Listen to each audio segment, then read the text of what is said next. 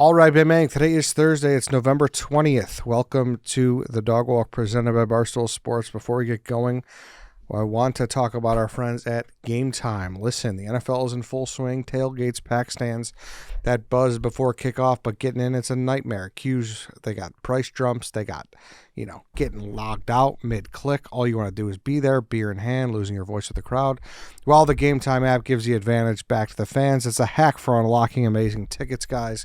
And the experience can be with you in a few taps. It's incredibly easy to use, and the Game Time guarantee means that you can trust that you'll get 100% authentic tickets on time and at the best price. Plus, fees are always included. So what you see is what you pay. I was looking at tickets for Bears-Steelers this Sunday. It's $354 to get in. Big game, big playoff implications. Obviously, the Steelers need it too. Possibly Aaron Rodgers, possibly not at this point. So go check those out. Take the guesswork out of buying NFL tickets with Game Time. Download the Game Time app, create an account, and use code DOGWALK for $20 off your first purchase. Terms apply. Again, create an account, redeem code DOGWALK for $20 off. Swipe, tap ticket, go download the Game Time app today. Also, Stella Blue Coffee's new can lattes are here. Crafted with 100% Colombian coffee. Each can delivers 190 milligrams of natural caffeine. It's a good source of protein, and it comes in two smooth flavors, the Espresso Cafe Mocha and Espresso Sweet Cream. They're both fantastic. I originally leaned Cafe Mocha. I think I'm leaning more Sweet Cream, but they're both awesome, like I said.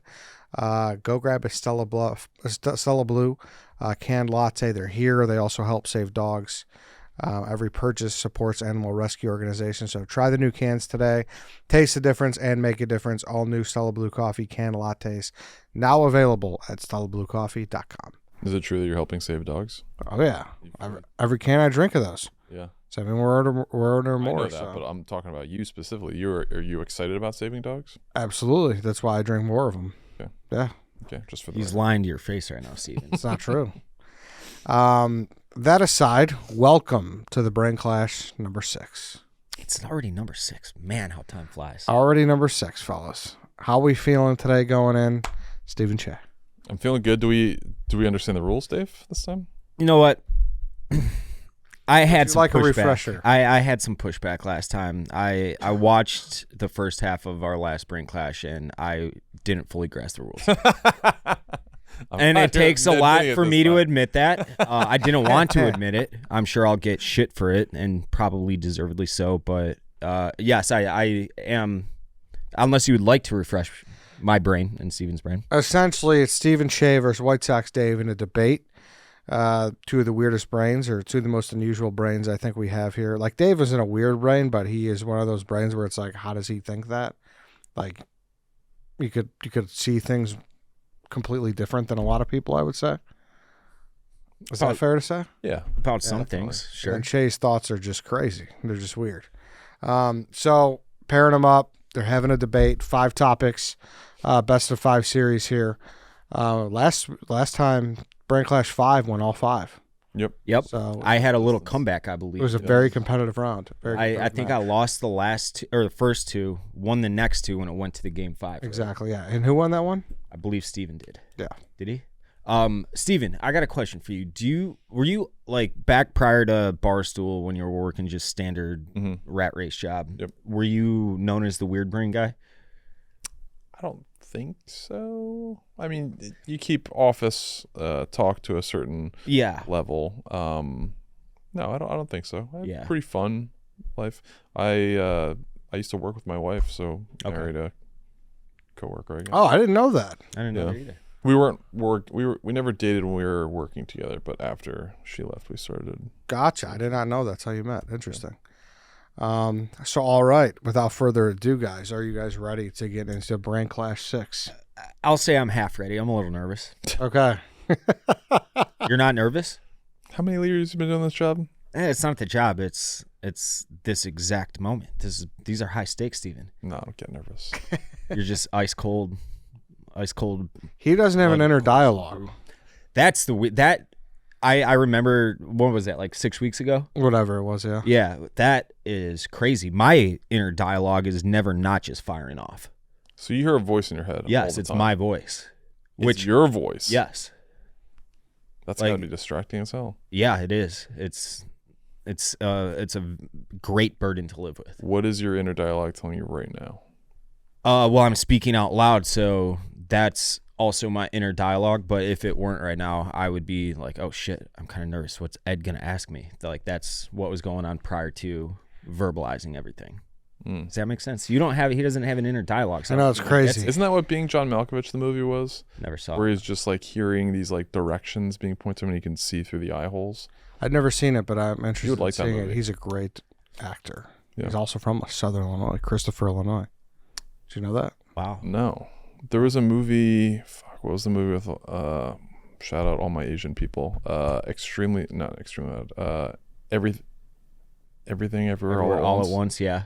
That won like a bunch of Oscars. Similar movie. Very good movie. Yeah. Mm-hmm. All right, Cheah, since you won the last one. Did I win? Yeah. I think you did, but you can have the honors to call the coin flip. Yeah, that was the one where you guys argued city versus suburbs. Correct. Yeah, Cheah won that one. Yeah, okay. All right, so Cheah, first topic, you will have the option of going first or deferring. Okay. First topic. Are humans inherently good or bad? Ooh. I'll defer this one. Okay, Dave. Humans, Ed, are inherently good. We in the West do not believe in blood guilt, which is what being inherently bad would kind of describe. So we're obviously not gonna, we're gonna keep this lighthearted and funny. We don't have to get political or anything like that, but the thought that another or different person is automatically bad just because he was born is anti-American to me. And so everybody is born on the exact same playing field. Everyone has the exact same opportunities. You have life, liberty, pursuit of happiness, which is so eloquently described by our founding fathers in the Declaration of Independence. That is the foundation of Western thought and of Western belief, of American thought, American belief, that all men are created equal and women. And in that, all men and women are inherently born good. Okay, interesting. I like this because I would have thought you guys would be on opposite ends of this debate. I would have thought you would have chosen the other one. But Stephen, why are people inherently bad? I would say, take a step back. I don't think all people are inherently bad. I think people can be bad. Is that fair? I thought that's what I'm arguing. It's just a question. Are humans inherently good or bad? Let me tell you something. So I have 2 kids, 7 and 4.5, and I have seen some shitty kids. And not talking about my own, but just kids in the class. We were at my son's birthday, his 6th birthday, and there was a sibling set that was there. We were at a place called Kids Empire, which is like an indoor play place. Mm-hmm. There's like some type of bumper car things, but it's designed to go around a track. One kid pushed his sister in front of a moving car. She was okay, like not seriously injured or anything like that, but literally pushed his sister in front of a moving car. That is not the move of a good kid, I think, in my mind. And this was also kind of a pattern of behavior of several kids that I've seen throughout my time as a parent. So I have seen some great kids, and there are certainly a lot of good people out there. I think there are also, I don't think you can discount that there are a lot of bad kids out there. And, you don't have kids right now, so I don't expect you to be hanging around elementary schools. But I got a lot of nieces and nephews. It's not just the K-pop Demon Hunter crew, who I think is fine and on the up and up, but there are a lot of bad. If you walk by a Starbucks mm-hmm. and there are teens loitering outside, mm-hmm. you like that or you don't like that? I think those are good kids. I see that literally daily, and I don't think anything of it. They're typically like, those are the worst people we got. Would you like to finish, or would you like my rebuttal? Go ahead. So, what you didn't even answer the question. You just said that there's kids that are being idiots when they're kids. You just described boys being boys to me. So I think that if we're arguing that they're bad, that you didn't even make an argument. So what you described is just being a product of an environment. So if you're born in the O Block, for instance, we'll just use the video that you did a few months. We're talking northwest suburbs, brother. Okay, well, if you are born in the O Block, your chances of becoming some upstanding citizen are automatically lower, whatever number you can assign to that. It's lower than if you were to be born in that northwest suburban. Am I crazy? Did you just not say 5 minutes ago everybody is born good and everybody has the same chance opportunity? Yeah, but if they're born in the O Block, they don't? No, that's not what I'm saying. I'm saying that you're a product of your environment to where you're, but the second that you were born, it's a complete crapshoot on how you're raised. Am I taking crazy pills? No, You're cutting me off. You're cutting me off. It's a complete crapshoot how you're raised. You raise your kids, I'm sure, great. Those kids, not as much, but they're not born bad. They're just born into a shitty situation. You know, if they were raised by a different family, if they had a father in their life, if they had, a nuclear family, that'd be a different situation. You just described being a product of, like, that kid's probably just a little idiotic kid who I'm sure will be fine when he grows up. Two things. One, I'll say, if you're an adult and you do that, you're convicted of manslaughter. What I will say is that but you haven't answered, like, it's a yes or no question for the most. Here it is. So I think teenagers are the worst people on earth, and I think they're inherently bad. My platform, I said this on the Yak years ago, if I were to run for mayor, my platform would be a teenager-less town. You ship all the teens off to boarding school. They come home for the holidays. That's it. There are defined days where they come back. Imagine a town, you're part of the city, no teenagers. Would you like that? I mean, maybe. I don't know. Yeah. They don't. The worst people on earth gone. Just adults. I don't think they're little the kids. worst people on earth. Like, so I live in this neighborhood, and there's 4 high schools right around. There's Boulder. There's Rawner, there's Ogden, and there's Noble College Prep. So 4 like within a few blocks of each other. And so I see a lot of high school kids, and they do a lot of loitering. They are loud.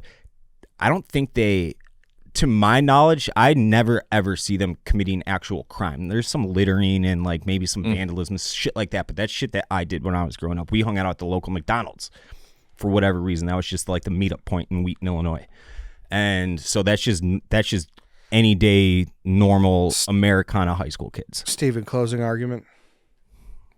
You never answered the question though. You think people are inherently born bad? I think people can be bad. Yes, but you didn't. Absolutely people can be bad. That's like I think people dogs can be bad. I think people can be born bad. Yes. For sure. You think they can. I'm saying you're still not. All of this is think. You're not definitive in selling the answer though. Like I said, people are born good. It's the product. It's the environment that they're a product of that shapes what they become out to more often than not. Okay, so here's what I'm going to do. This is unorthodox, but I'm not rewarding a point to either of you. I thought Dave initially had it just because your argument was so poor, but you basically turned your whole argument around, Dave. I wrote it down. You said it's anti-American to think that everyone was not born on the same playing field. And then you talked about people who weren't born on the same playing field. But that they're born with the opportunity to pursue life, liberty, and happpiness. Unless that does not. I understand that, but then you brought up a specific. But then that's birth, and then you're raised where you're raised that's a different thing. That's a different thing. You're born that day. You are a But then I person. don't know why you brought that argument up is my point. Because Steven did. He brought up the northwest suburbs. I'm like, yeah, I mean, it's a kid being a fucking kid, a little punk idiot, but that doesn't mean he was born bad. I'm saying that you're born good. What happens after birth? Like you leave the hospital and everything, that is what molds you as a human, but you're born good. Hand up, I misunderstood the question. A tie is a big win for me. Well, because even right there, you explained that better than you did during the argument. Then, okay. But why didn't you do that during the argument? You didn't say that. That's okay. I'm saying Did that he right not? now. Am I crazy? No, yeah, what you said there. Because I think if you just said that's like what you're born with a clean slate. Yeah, that's what I did. You're born with the opportunity to pursue life, liberty, and happiness. You did not use that's that exactly. I quoted the founding fathers. Yes, I did. But you did not use that precursor when you sent your rebuttal. That's why I was like, wait a second, why is he going back on what he said? Now that I have articulated it, do you understand what I'm saying? The argument window is closed. Yeah, I mean, I guess we're in an unorthodox spot right now.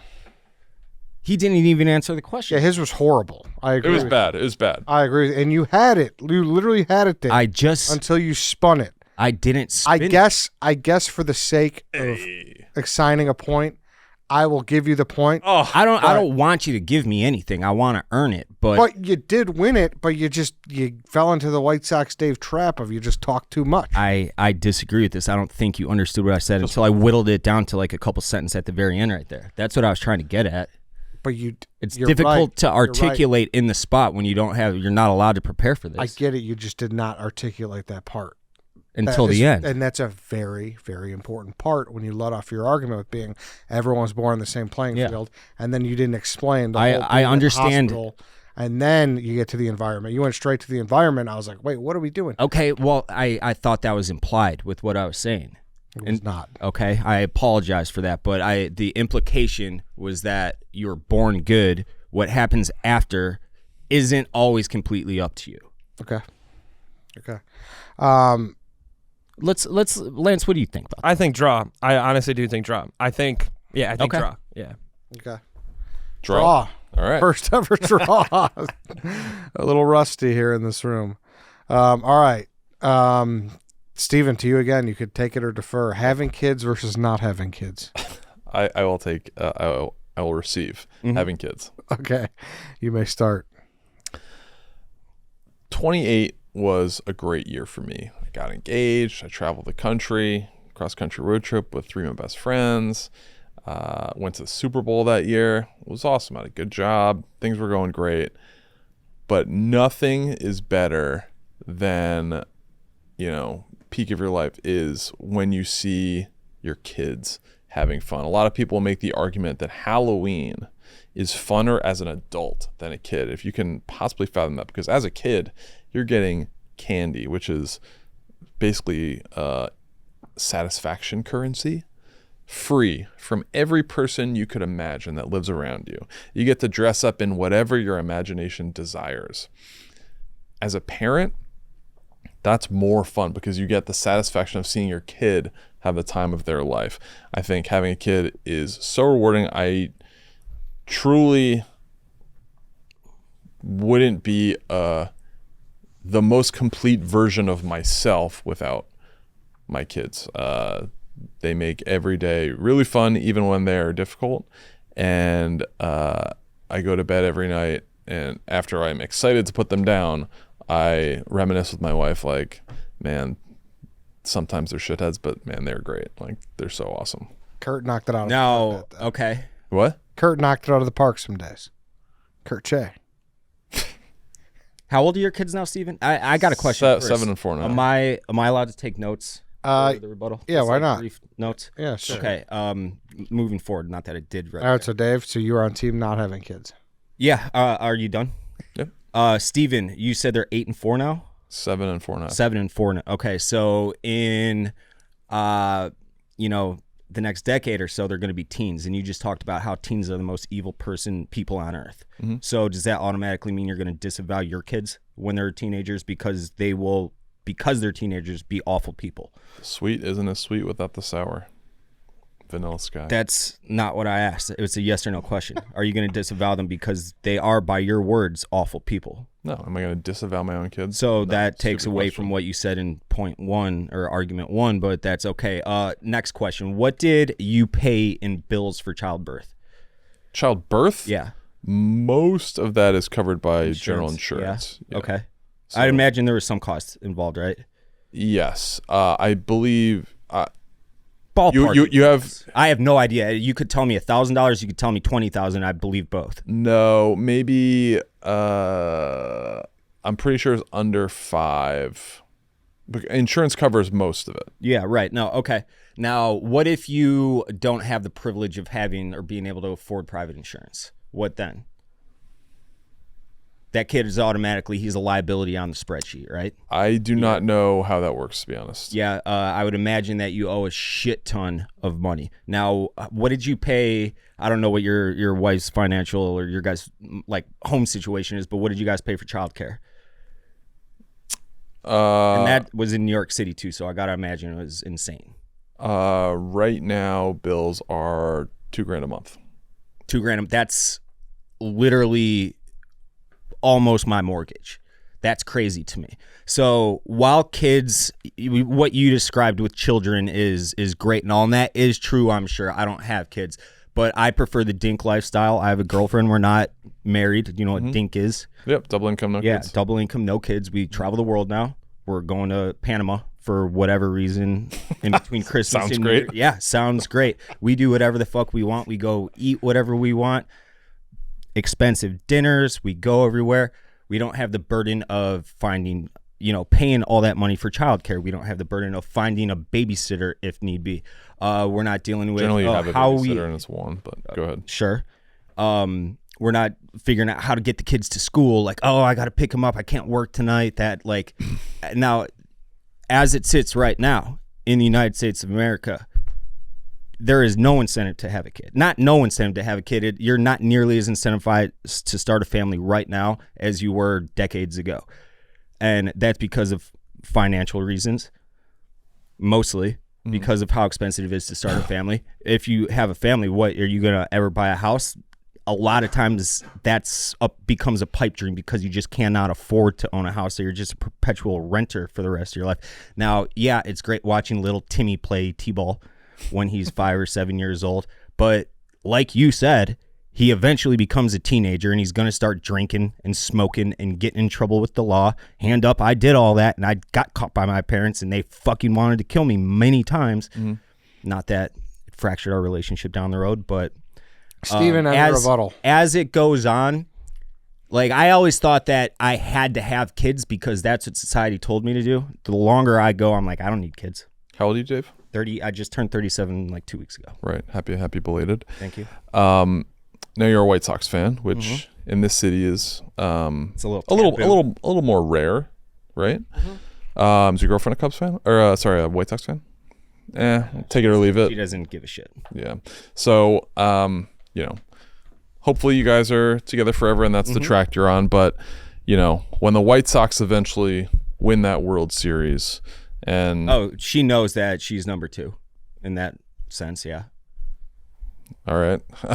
my point was you are not going to have someone to share that with in an intimate moment, like watching game 158, 159, 160 to get into the playoffs.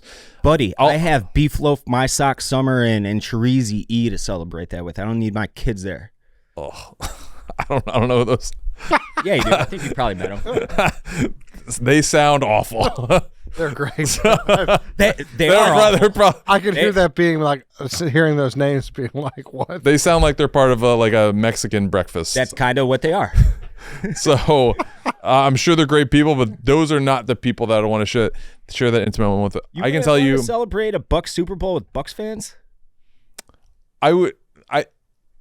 If I'm being 100% honest, 100%, I cannot wait till the day down the road when the Cubs win the World Series and I'm with my kids, because that I think is going to mean more than like anything, because that's something that like what if they're teenagers though? Because that's fine. That would be even better, to be honest, because that would give us a common bond. You're hanging out with awful people, per your own words.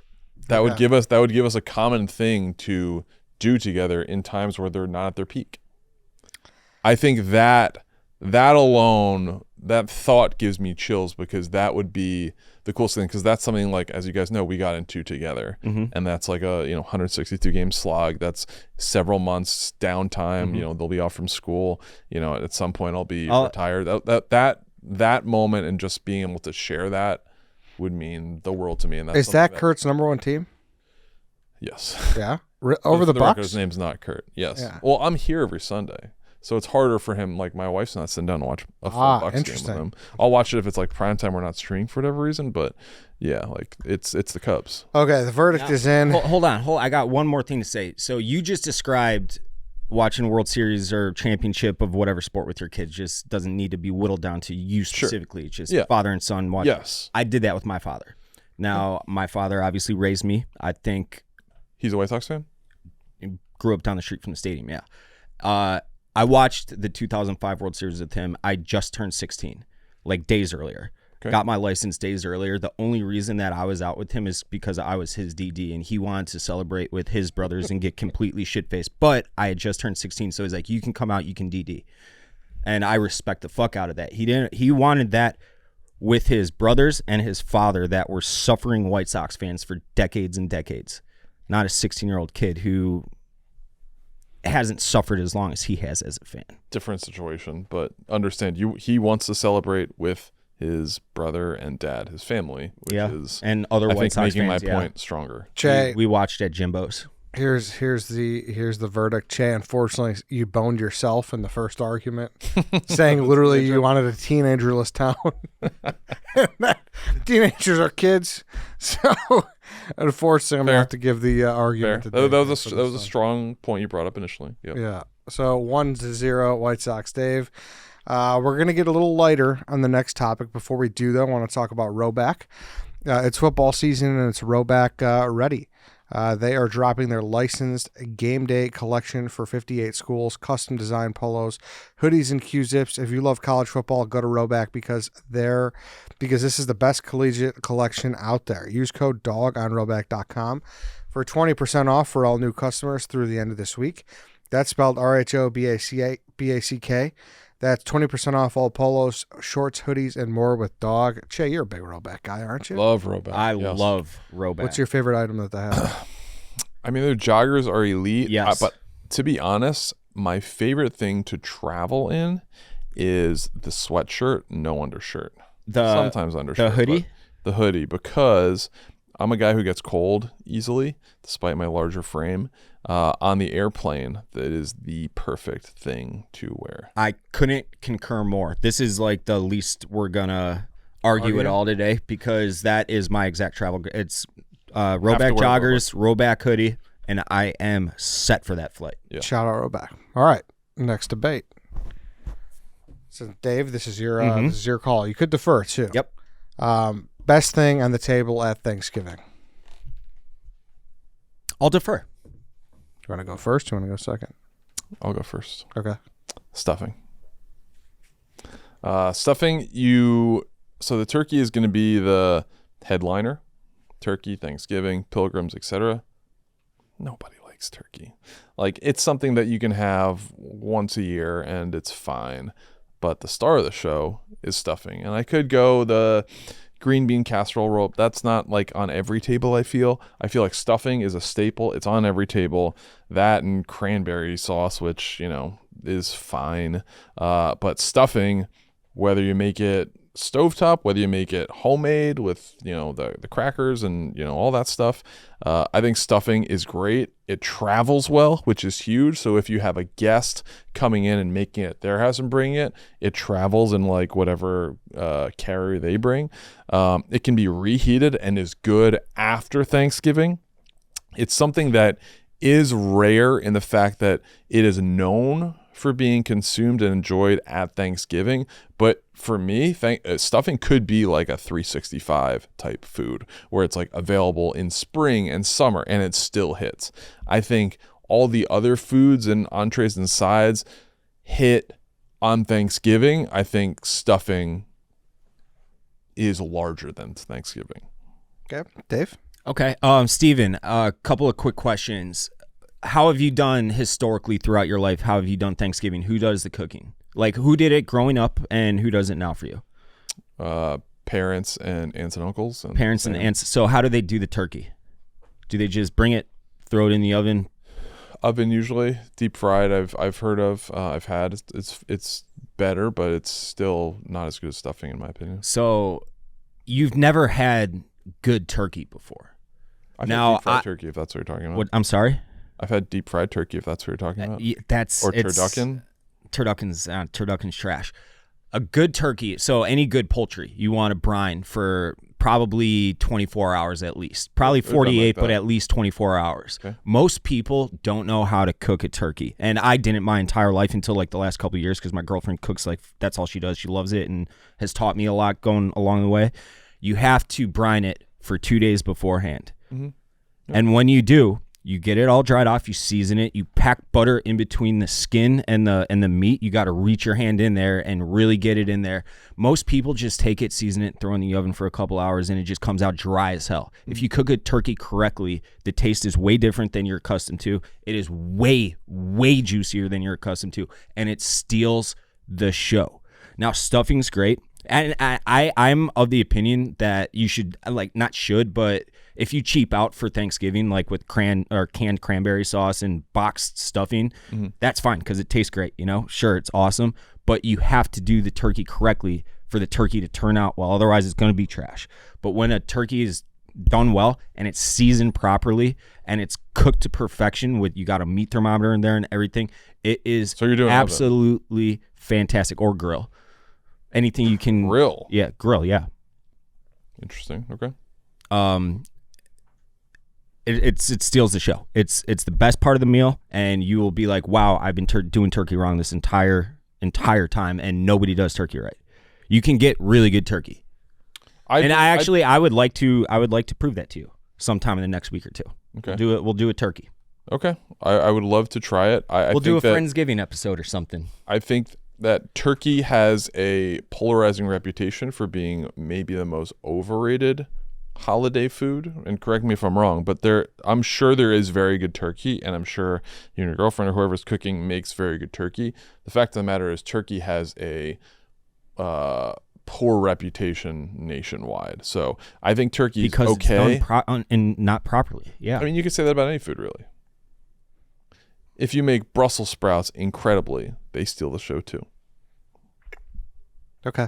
I'm ready to reward my point. I think, Dave, while I understand your argument, if you have to use a majority of it to defend why it's a good choice, I think that kind of mm-hmm. lends it to everything I said is true. I get it, and I understand that, but I think there are better ways to present that. If you don't have a turkey, it's weird. Like, it is the main focal point. Mm-hmm. So I think there were ways to argue for turkey.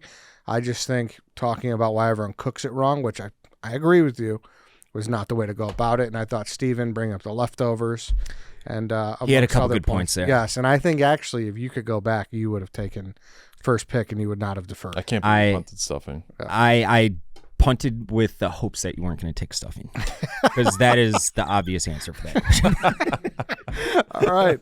That's why we brain clash, folks, because we let people. You could have went green bean casserole and I think won. Green bean casserole stinks. I think it was that. I think the only other argument was mashed maybe, but there are arguments. I make the best mashed potatoes on earth. We would never know. Doesn't Chief's mom make the best? Wasn't that a thing? Chief's mom makes the best mashed potatoes? Like an apple crumb cake that's really good. Okay. All right. Cheah, this will be for you to go first or defer. Reminder, defer means that you're just kicking it to the other person so they can choose. Okay. What do women look for in men?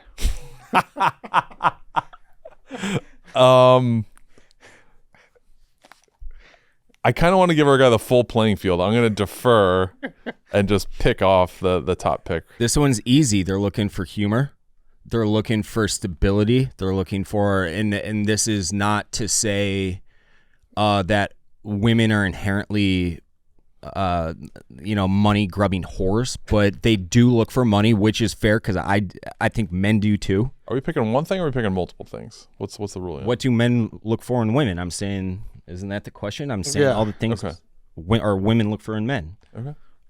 So stability, a financially secure future.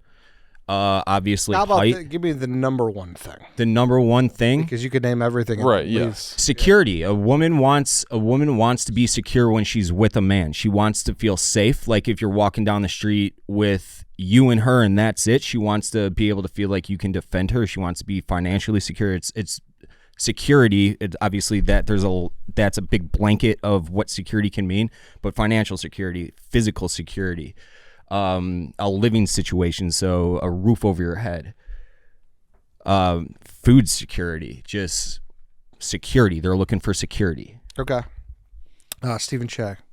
I could kind of boil it down in two different things.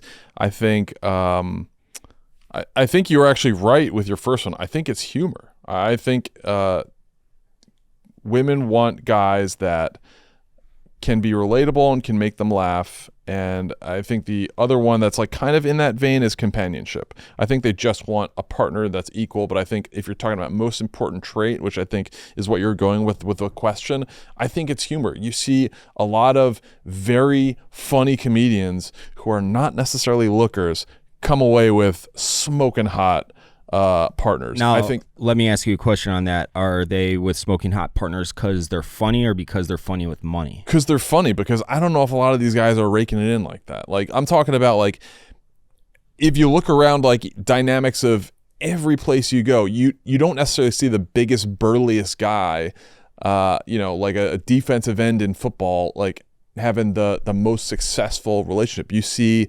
guys that are just normal guys, but really funny and really relatable and can talk to women confidently and on their level that do the best. So I think that the number one trait, and I'm going to go with the spirit of the question, what they're necessarily looking for in a guy isn't necessarily protection. They can get that from a can of mace or a handgun if they wanted to get that extreme. But they're looking for a partner that can make them laugh and be relatable to them and understands them. I'll offer you a chance to rebuttal that, Dave. I mean, yeah, that was the first thing I said. But long term, yeah, like if you meet a girl at the bar, the first thing that you got to woo her with is humor. But if we're talking big picture, long term, it's way beyond humor. She knows you're funny within the first 5 seconds. What else about you? Do you make money? Do you have a good career? Is it a stable career? Can you lose it at any second? Can you physically defend her should someone break into your house at night? That's the big picture that they're looking for. I think you're focusing more on like security systems and physical protection, and I think that and financial protection and food protection and family protection. Yes, all sorts of security. Yes, they know you're funny. They know you're funny within the first 5 minutes of you hitting on them at the bar. But they already checked that box. But that's my point. That is the first thing that they look for is you have to be funny. You have to get in with some type of icebreaker. Unless you're fucking Fabio. Yeah, like you need to have some type of in that is that gets her attention, that makes her laugh, that makes her want to learn more about you, and that is always going to be humor. That's what I said. Yeah. Okay. So I think when you boil down the large population, and I think if there were more people who would say what could they do without, it could probably be the security. I would say a larger amount of population. This is a bad question then. How is it a bad question? Why? You just said 6 different answers and then you're claiming all. Yeah, which I gave you the opportunity to grab one and you grabbed what you grabbed.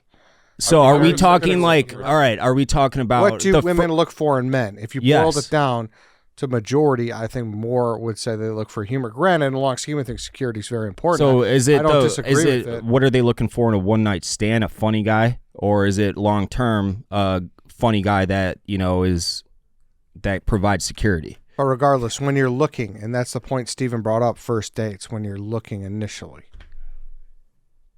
So then you should have asked about a first date.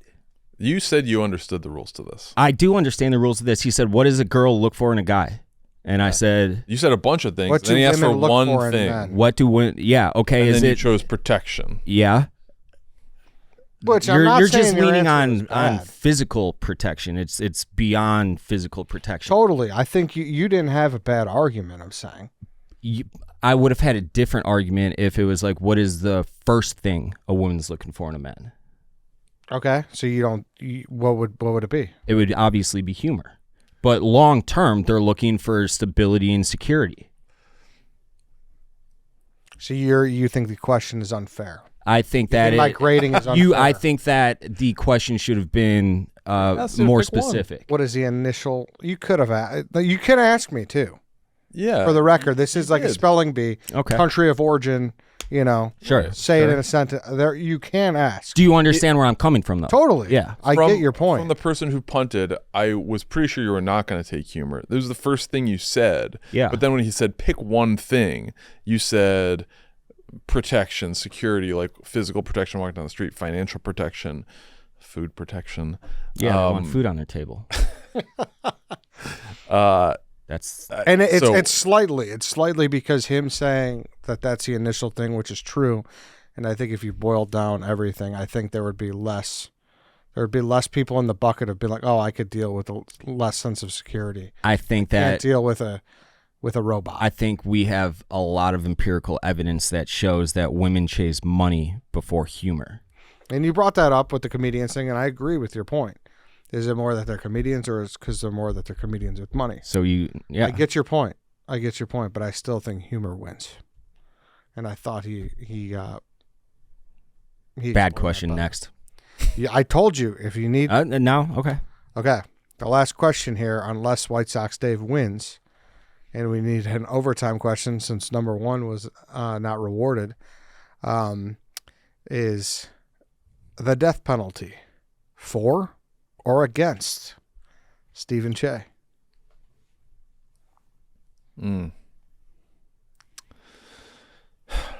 I want to hear White Sox Dave argue against it, so I'm going to argue for the death penalty. And I can go right now, right? Mm-hmm. Yeah. Okay. So if you get the death penalty, that means you've done something horrific. You're a serial killer. You had a brutal, brutal crime that ruins somebody else's life in probably multiple facets, and those around that person that were affected will never be the same.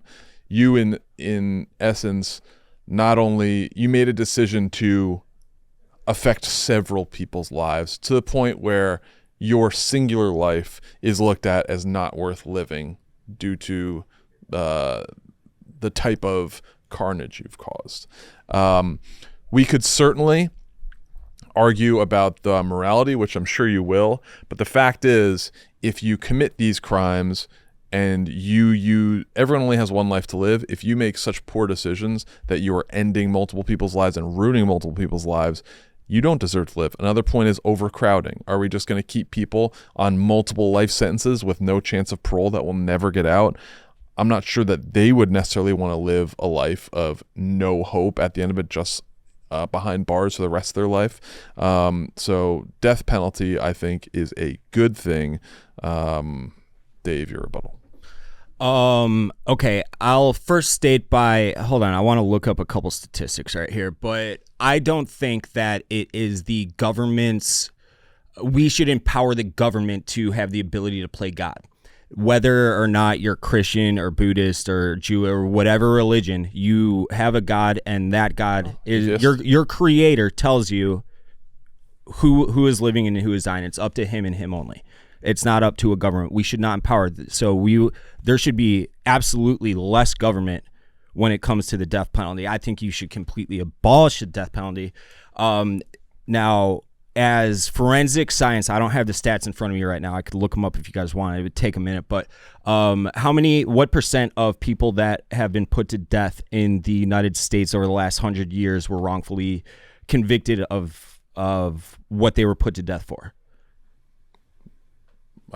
It's a sizable, it's a larger statistic sample than it would blow your mind. I don't know the exact 75%. It's not 75%. 50% would blow my mind. It's like 10% or something. It's like close to 10%. And 10% of people if 10% that have been put to death are innocent?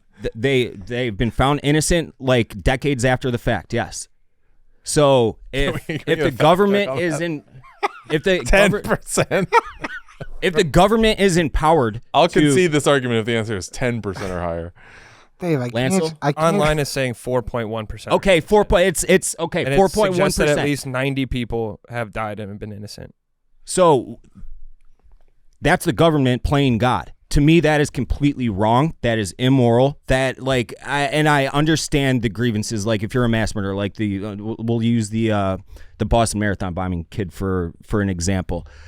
Lock him up and throw away the key. And I understand the presence or that he will be it using taxpayer money for the rest of his life.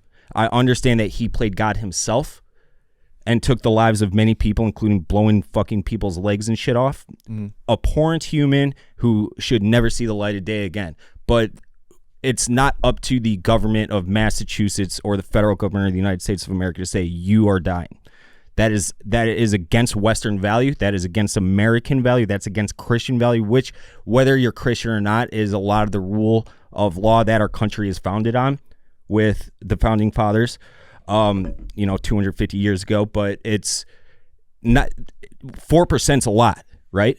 Would you not agree that 4%'s a lot? It's definitely not 10%. I knew it was a large number. 4%'s still a crazy amount, isn't it? It's a lot, but I can't have you in my debate room citing numbers that you don't. I told you I could look it up. I knew it was a lot. I said 10%, 4% still a sizable amount. So that's 4 out of every 100 people that you're putting to death shouldn't have been put to death. What about you got to find a better way. Death is not the answer. Death is never the answer. We want to live. I'll kick it back to you. What about overcrowding in prisons? I think that there's a lot of people in prison right now that shouldn't be in prison right now. A lot of people still haven't been commuted for weed charges. I could go down the street right now smoking a joint and no one would say a peep. 20 years ago, if I did that, I'd be probably arrested. There's a lot of people in there for that. There's a lot of people that, the whole purpose of the penal system and the prison system is to rehabilitate people, right? Mm-hmm. It is punitive, but it's supposed to be to rehabilitate people. So let's start rehabilitating the people. And yeah, there are going to be the worst of the worst. Keep them in there, and you won't have to how many people are committing mass murder on a daily basis?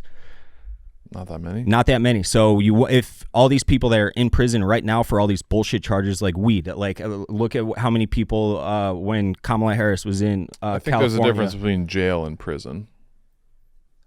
People are in prison for selling weed. Prison. Pound me in the ass prison, Steven. Not like white collar, like I'm playing video games 9 to 5 prison. So you think that there should be more people in prison? I think there should be way less people in prison. I think there are people in prison that they're being told they're being rehabilitated. Well, to go back to the first question, that were probably born in. Did you watch Shawshank Redemption? You're just quoting that movie. I haven't watched it, and I probably watch it like once or twice a year because it's on TV constantly. But I haven't watched it in a minute, and I didn't even think of Shawshank until you brought it up. But the American prison system. It needs a complete and total revamp. Yeah, okay. The overcrowding in prisons was more related to the death penalty, not necessarily like minor marijuana charges. I'm saying that there would be plenty of room for all the worst of the worst if the other people weren't in there. But the fact of the matter is we're not debating that. That is staying as it is. The fact that we could have the worst of the worst criminals next to these type of people in prison and jail is not a good thing. So if you can eliminate the worst of the worst, I think that's doing everyone a service. And you don't have to, what if you eliminate, to use your word, that's a pretty charged word right there. I would say, what if you eliminate someone who is not guilty and they found he's not guilty? Oh, sorry, whoever's parents, we killed your kid with lethal injection. Turns out he was actually innocent of that crime. 4%'s a lot. I said 10%. 4% is still a shit ton.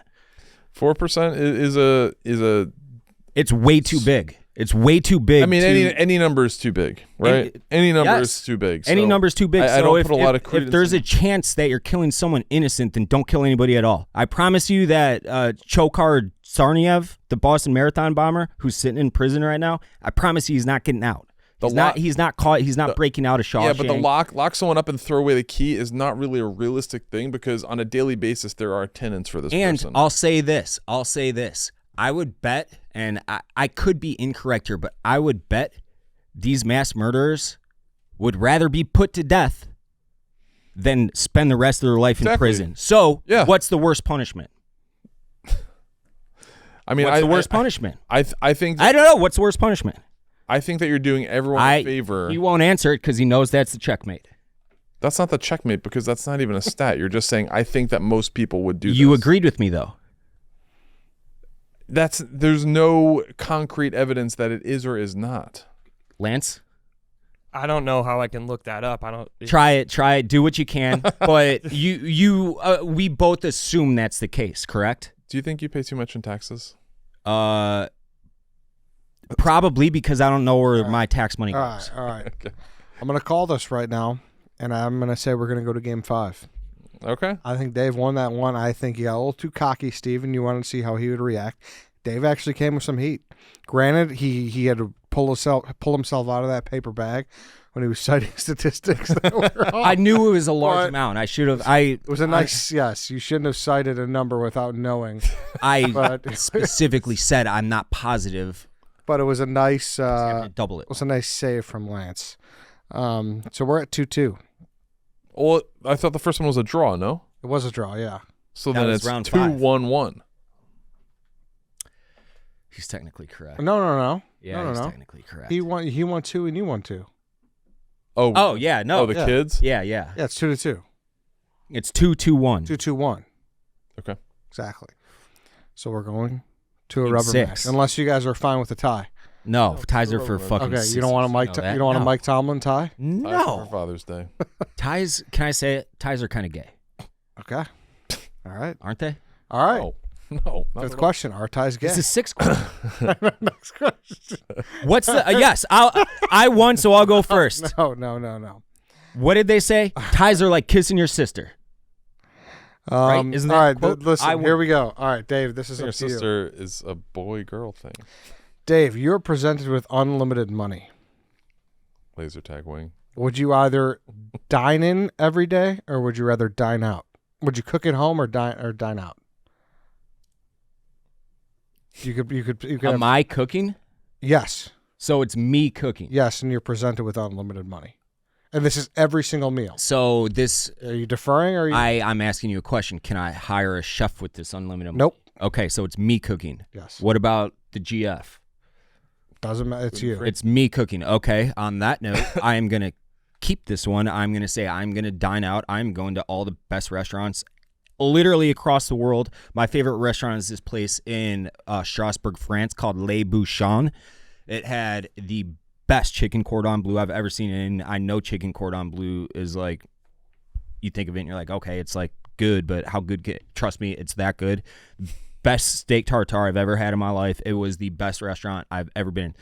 And I could just hop on a fucking PJ and go there and be there in 10-ish hours if I wanted to. I could go to the Outback and get some cattle. Nice Australian Wagyu, Aussie fed, grass fed. I could go wherever I wanted. I will eat as healthy as I want, as dirty as I want, as filling as I want, as many steaks as I want, as many just cheap beefs as I want. I will eat whatever the fuck I want, and that's good with me. Okay. Every meal you will dine out. Mm-hmm. Cheah. To get some clarification, every meal he dines out, is he dining out with a party, by himself?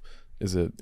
Don't think of it like that. Just think of it, he has to physically go, like he's dining out every meal. Okay, so he has unlimited money, right? Or richest person in the world, something like that? Yes. Okay, so if you have unlimited money or the richest person in the world, you are getting stared at a lot. You are going to be going out in the public. You're going to be a known figure. Mm-hmm. You're going to be seen getting off your jet to a new part of the world to eat at a certain restaurant. I know you, Dave Williams, do not like that type of attention. Mm-hmm. I think you'd be very uncomfortable by it. I think if you would be you are more of a bunker guy, where if you could just have everything in the world at your fingertips, you would do it. And if you have unlimited wealth, you're not working here. Not that we don't all love our jobs, but like you would have unlimited time, unlimited money. You would have a beautiful mansion with weapons all around it, surrounding it. You would have a laser tag wing. You would be living the life at home in the Williams estate, in the mansion. And in that time, you would have a lot of free time. So it might be good, like you said, you and your girlfriend do. You like to explore a lot of new cooking recipes and figure out a lot of things to do. You've learned a lot from her. So I think in that time, you obviously got to eat a couple meals per day. I think if you're prepared and armed with the best ingredients, a state-of-the-art kitchen, I think you'd really love cooking for yourself and trying a lot of new things and filling your time with the sustenance that you're going to be filling your belly with. So I'm going to say cooking at home would be the best, because you're not bothered by the outside world. You're not being gawked at. You're not going to be on the cover of Us Weekly because you threw up your not the best in the world chicken cordon bleu. You're going to be in the privacy of your own home. You can wear whatever you want. You can have the White Sox game on TV. You're not dealing with waiters or anything like that. You're not dealing with a paparazzi. You just get to have a beautiful meal by yourself with the best ingredients, the best kitchen in the world. Okay. Is that it for now? Yeah. Okay. Ed, you know Flom, right, at Chicago Cut? Yes. Okay, so the Chicago Cut, I believe he's the GM, is the owner, GM, manager, whatever he is. He's the top guy there at Chicago Cut, big steakhouse in the city, obviously. Mm-hmm. One of the last few times I was there, I was talking to him, and it was either John Mayer was on tour solo or he was with the Dead, whatever it was. But he's like, yeah, John Mayer just called me. Got to find him a room. So John Mayer gets there. I didn't see him or anything, and he just put him in the backside room. No one bothered him. No one knew he was there other than us because we were told he was there.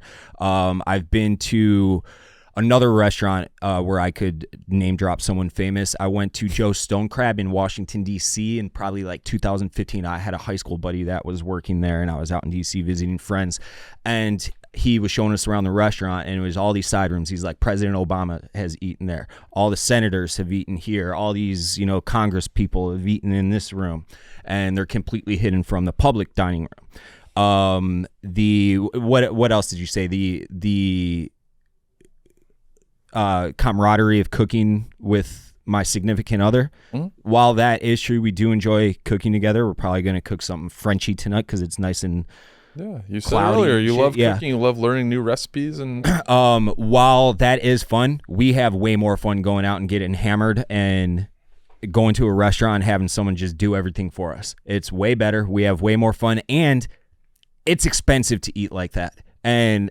I'm not talking about going out to eat like that. It's if I wanted to do a couple porterhouses at home with, a side of asparagus, like that's a $70 steak.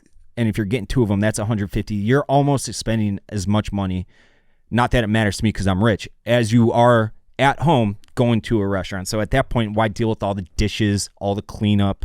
Just fucking go to the restaurant, have it made for you, served to you, everybody, all the plates taken away. It's no question. Like, as much as I love cooking, I could fucking never cook. I'll never make a bowl of cereal again if I have unlimited wealth. It will all be done for me. It'll be catered from the finest restaurants in the world. And like for the hypothetical, can I bring the food home? No. So I'm eating there. Okay, it doesn't matter. Like I live in Westtown. I am 5 minutes away from a 5-minute Uber away from some of the finest restaurants in the entire country. Yeah. Doesn't matter. I'll go in there. I'll sit in my side room because I'll pay off the restaurant itself with my unlimited money. I'll eat in peace. I'll have some of the best food, best steaks, the best pastas on planet Earth, all right there, and then I'll fucking get my black car and drive home. And Stephen Cheah seems like he has a checkmate. So, Dave, first of all, in the situation, whether you're eating out or eating at home, you're rich either way. So the cost of the steaks doesn't matter. All of it's irrelevant. You fancy yourself little doobie now once and again, no, huh? Yeah. Maybe get a little munchies late night. Not, we work in Westtown. There's not a lot of places that are open at midnight. There is a place 2 blocks from here that is open till midnight and has awesome craft ice cream that is imported from Michigan. And they have all the flavors you want. And anytime I got the munchies, Steven, it is a block away from me. Okay, so there's a place that has ice cream that is open until midnight. Yeah, there's a million late night Mexican joints if I want to go to at 2 a.m. I got the Hat around the corner if I want the late night beefs. The thing about that is you know this exact 2-block radius. I don't know that these Mexican joints that are open till midnight are having a lot of private rooms for the wealthiest guy in the world to be coming in. I don't have all high, hungry, for his space, not getting a lot of pictures of him out there. I think that's going to bring a lot of bad attention your way. That is not bad attention. I wouldn't give a shit less. Shut the fuck up and let me have my burrito suizo and take your pictures of me. I don't care. I'm rich as fuck. Everyone's rich in this scenario, whether you're going out or you're eating. You're an early riser. What time do you wake up usually? 6. Oh man, there are not a lot of places that are open for breakfast that early. Yeah, there are. Super good. There's a 24-hour Hollywood Grill that last time I was there, I saw Ozzie Guillen there at like 5 in the morning. Ask Chief. In a private room? Or you were not at Hollywood Grill at 5 a.m. with Chief. So. It was like 2 a.m. In a private room? No. Why you keep talking about private rooms? I don't because you said that I the could private room. If I want to go to Chicago Cut, I could get a private room. You can. You said that I have to have a private room. I didn't say I have to have a private room. Okay, well then you're going to be bothered by the fucking White Sox, Daves, and Chiefs of the world at 2 a.m. who want to take a picture with you. Heavy lies the crown. That's part of being the richest guy on earth, Steven. All right, but I know unavoidable. It's going to happen here and there. As much as you don't like it, that's part of the gig. Right. I know that you don't like that type of attention, so I don't mind it. I don't necessarily like it. I don't dislike it, though. It just is what it is. And 99.9% of the time, it's like, hey, White Sox Dave, can I get a pic? Yeah, man, what's your name? And I take a pic. We shoot the shit for a minute. And I think you're not accounting for how elevated your profile will be if you're the richest man in the world. Just saying. I think it would be somewhat similar. What are they going to do? You think it'd just be White Sox fan and Barstool fans coming up to you being like, hey, man, can I have a quick pic? I got dog hair in my face. If I'm Elon Musk and I'm walking into a late-night burrito joint and there's a few other 28-year-old kids drunk from, day drinking all day and shit, and I think they're going to be like, whoa, it's Elon Musk. Can I get a picture? And then they'll shoot the shit with them for a few minutes, and then I think it's Elon Musk. He's going to be harassed about politics, good or bad, at 2 a.m. when he's just trying to have a burrito. I think that you live on the internet too much. I think 99% of people don't give a shit about his politics, aside from the loud minority on Twitter. I don't know. I think they'd be like, whoa, it's Elon Musk. Okay. This was a good one, and it's honestly a surprising one because I honestly thought you would have picked the opposite side. I feel like you didn't poke enough holes into his. He poked more holes into yours. What holes did he poke, though? He poked holes about how inconvenient and how annoying it would be to have to get up and go physically outside to eat every single meal. He never said that once. Yes, he did. With if you need a late night burrito, it's midnight. If it's 6 a.m., you got to get up and you got to leave. And that's fine. There's not. I do that like 3 times a week here, anyways. I'm at Breakfast Club. But it's forever. Yeah, I know. I don't feel like you made enough deal about the fact that he is going to have to make a lot of shit that he will never make as good as someone else would make. That I will bring that up right now. You can't fucking cook. You can't cook. Like, I don't know about that's the thing. Like, you will never be able to make that chicken cordon bleu. No shit. You didn't say that. But I wasn't complete with my argument yet. Yeah. Obviously, I was getting to that point.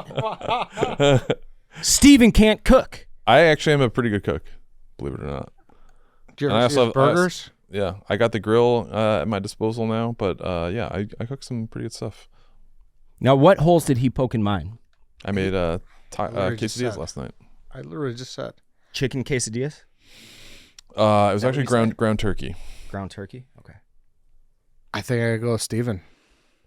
You don't even have a reason why you're going with Steven. I literally just told you. You just didn't listen to me. I'm listening, but he didn't say that. Yes, he I did. He hinted at what are you going to do because somehow this turned into a private room debate. That's what he was leaning on the entire time. I'm like, yeah, attention sucks sometimes, but it's not like I have to have a private room. Yeah, but you did a lot of private room too. You talked about John Mayer, and I get that. And also, there's a whole nother thing about it being annoying to deal with people all the time. And that's what he was leaning on.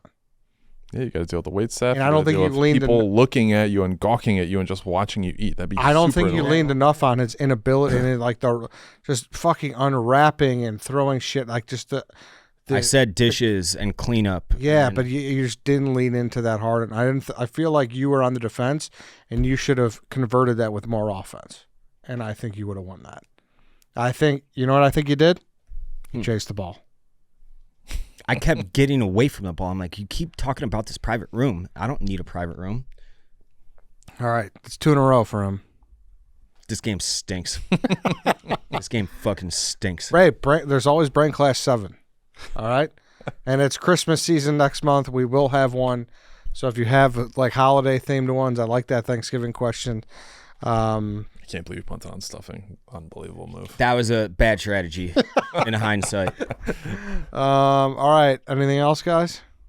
No, that's all. This is fun. 2 in a row. Back to back. Back to back. Repeat next. That's the Brent Clash 6. Thanks for listening. Thanks for watching. We'll see you guys on Tuesday.